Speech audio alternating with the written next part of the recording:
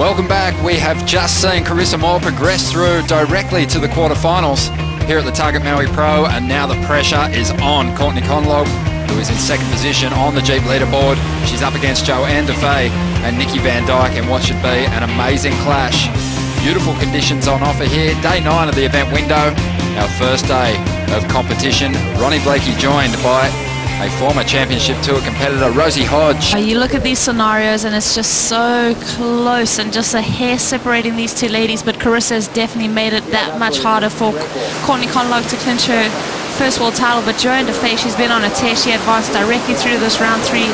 That first turn, money, unfortunately unable to link up another couple of maneuvers. Nikki Van Dijk, the waves have just turned on this afternoon. Beautiful looking right-handers peeling through the point here. As we cut back to live action, and here goes Courtney on her first effort in the 3rd round. Strong first turn. Drops to the bottom and sets up a huge layback snap, and she likes the feel of it. 2 big turns. I'm pretty sure that's Courtney's mom and her sister. Courtney's mom and sister going mad on the point there. A lot of support for Courtney throughout the year.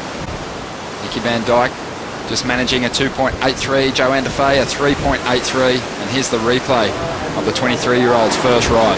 Courtney Conlogue dropping into that one, just that slicing move, but it's this thing that she just really hacks into, throws all her weight onto that back shoulder, leans into it and lets, you know, just those legs and those quads do all the work. You just see her lean back into it, pull her body around that rotation, corks it out. Beautiful surfing, great slow-mo. You can see she almost topples over her feet. She almost got tangled in a leg rope. There were so many things happening on that exit. She puts the hands up, made it, cleared this. Quadzilla at work there. Yeah, Manuel surfing beautifully in that last heat too. Why is that 3 so hard to get? Here we go. This is Johanne Defay, her second ride. Got her maiden victory this season at the US Open. You can see it's a little tricky out there at the moment with that offshore wind starting to increase. Johanne got hung up a little bit, but has done well to get this ride right through to the inside. Kiki bowl. And she smashes it. 21.5 minutes remaining. And behind her, Nikki Van Dijk has picked off a nice looking ride as well. Just riding high, trying to stay out in front of this one. Getting some speed up. Just missing a bit of speed as she moves through to the inside. It's a tricky wave to read, and often you can get caught out trying to race to find the open face. And at one point you've got to make a decision to fade out of the bowl so you can get a good redirect into the lip. And we see people get caught out regularly trying to will outrun this wave. It's got a couple of sections to it, as we just see the replay of Johanne Defay dropping in, swooping turn, throwing a lot of spray. You see her put the foot on the gas. She could have maybe got a bit more critical, just maybe eyeing it down the section a little bit too much, gets hung up there. But then unwinds a couple on the Keiki section. This is the section that's so much fun. It kind of stands up at you, and we see that bend in it. It almost teepees up at you. She bangs it off a couple times. Does get pretty shallow on that inside section. Nikki Van Dijk, I love that first turn from her. Very aggressive. You see, this is where you've got to make that decision to kind of drop down into the trough of the wave and get critical. Well, Nikki Van Dijk, if she wins this heat, she'll crack the quarterfinals for the 6th event in a row. It's been a magic run for the 21-year-old. Celebrated her birthday just a couple of days back. 4.67 for Johanne Defay on her previous ride. Out in front, Nikki Van Dijk in 3rd spot, has just moved into 2nd now. Her last ride came through at a 5.43. So she needs a 3.07 to jump into the lead. And Courtney is in 3rd spot, but she has that 7.17, and she's also got a good looking set wave here. And she builds speed, and you can see she just fades out of that bowl to set up this turn. Throws her board on rail, stalls for the tube. Does well to recover there. An awkward barrel ride. And that wave shuts down with Courtney inside. A lot of these ladies surfing the break for the first time. I know Tatiana Weston Wade, this is the first time for her surfing this break.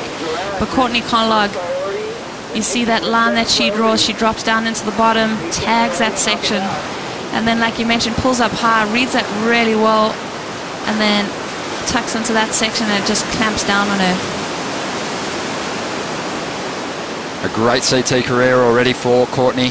Finished 8th in her rookie season, 2011. She's going to get a little selective though.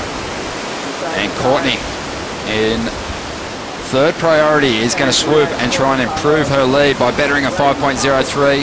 Attacks that first section. Puts her board on rail. Carving back into the pocket. Strong third turn as she brings it through to the inside. Just relentless on this smaller set. And not done with it yet. And just blasts that oncoming section. Just over 11 minutes to go. One of the contenders for the world title is in the lineup with the lead and waiting on her last ride to lock in from the judges to see if she's moved further ahead of Johanne Defay and Nikki Van Dijk. A great lineup.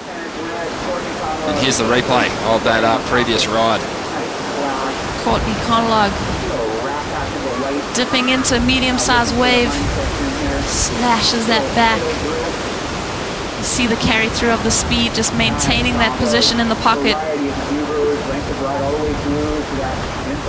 Interesting, she had third priority on this wave, so she kind of snaffled it from the other two competitors. Oh, she blew that thing apart, and here we go out the back. We had Johanne Defay on a beautiful looking wall. Oh, as it spits up, maybe Johanne could have looked for the barrel on that one. Winds it back. Maybe a bit of a missed opportunity on that first section of that wave. As we see Nikki Van Dijk swooping into this one, just standing tall in that barrel. Beautiful barrel from Nikki Van Dijk. Great style, floating that maneuver. That's going to be an impressive score for Nikki Van Dijk, I'd have to say. Nice floating re-entry there from Nikki to finish that wave off, getting herself a good barrel. Once she looks back on the heat analyzer, she's going to be kicking herself because potentially she could have got really barreled on that ride. 8 minutes to go as Johanne takes off once again. Strong first turn.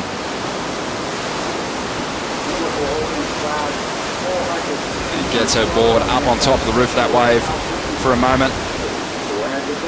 Very controlled on the landing, but just 2 turns and it wasn't a big ride.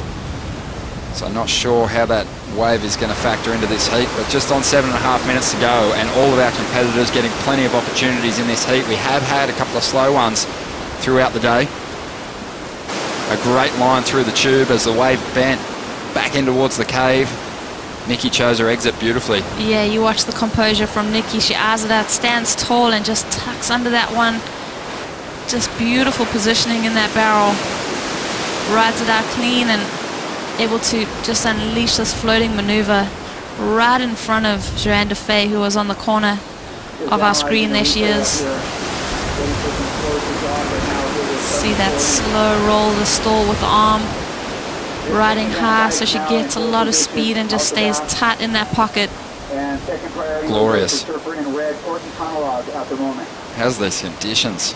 Perfect. And it was a speed float. Just such good surfing from Nikki Van Dijk. You're right, she really kind of stood up and just enjoyed that moment off the takeoff. Didn't look like she rushed the drop. Put herself in a great position. Got a nice deep barrel. 8.67 the reward. Yeah, you think about what Courtney would have wanted this morning. She would have wanted to just breeze through these 3-woman heats, find herself in the quarterfinals along with Carissa Moore, keep those world title dreams alive. The heat has come to an end. Nikki Van Dijk is moving through to the quarterfinals for the 6th time in a row. Let's see if she can crack the semis here in the last event of the season.